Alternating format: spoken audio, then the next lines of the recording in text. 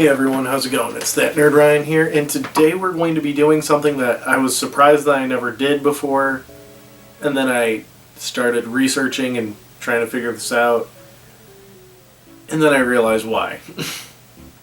So, it's very hard to get 10 people in Star Wars to be in the Tournament of Power, due to the fact that, like, a lot of them use weapons and stuff like that, and there's no like super duper strong characters besides like a handful, and most of them would be force powered, and compared to stuff like Dragon Ball Z and stuff like that, it would be very hard. So I did make the list. I will say it's mostly Jedi or Force users on here, so yeah, the ruling is no weapons, cannot be artificially like robotically made, and stuff like that. And then the rules that I put for this is it will be characters that are at their peak. Let's just say headcanon. When they announced the Tournament of Power, they said that any universe would be able to choose characters at their peak, or choose people at their peak as they bring them in. And there's only one that I'm going to really explain on why they would join. And I would also acknowledge the leader in this. So the first one, which is the leader, would be Yoda. Not only is he one of the most powerful Force users, he's also a very smart individual and would probably help plan like attacks and stuff like that. We also have Black Chrysanthemum, who is one of the strongest characters that I know of in Star Wars canon, who is just a Wookiee with a lot of strength.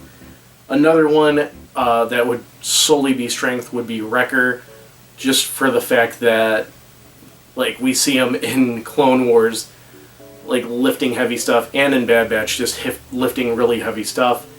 Also, he's trained in hand-to-hand combat, so that would help out too. After that, we have Luke and Anakin Skywalker, Anakin being one of the strongest Force users. Luke would be Luke around the time of past Episode 6. So he is basically at the height of his power, being able to do amazing things with the Force. So that would work too. With that, we also have Ahsoka Tano during the Ahsoka show. Again, height of her power for Force.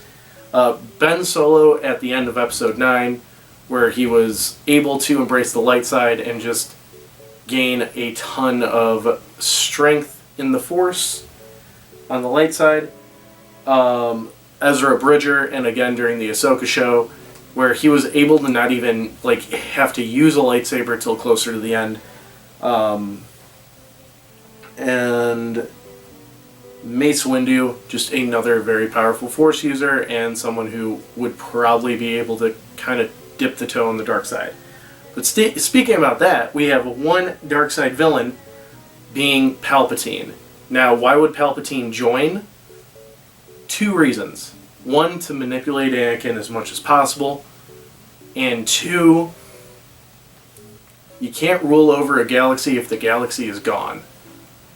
Kind of the same like mentality with Frieza. That's what they would probably use on Palpatine. But yeah, do I think that these guys would be good in the Tournament of Power? No, unfortunately.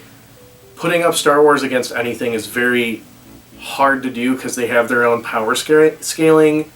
And I do feel that like Yoda and Palpatine are probably some of the strongest Force users, but they don't hold a candle to Goku, or like for the other ones that we did, Sonic, Jotaro,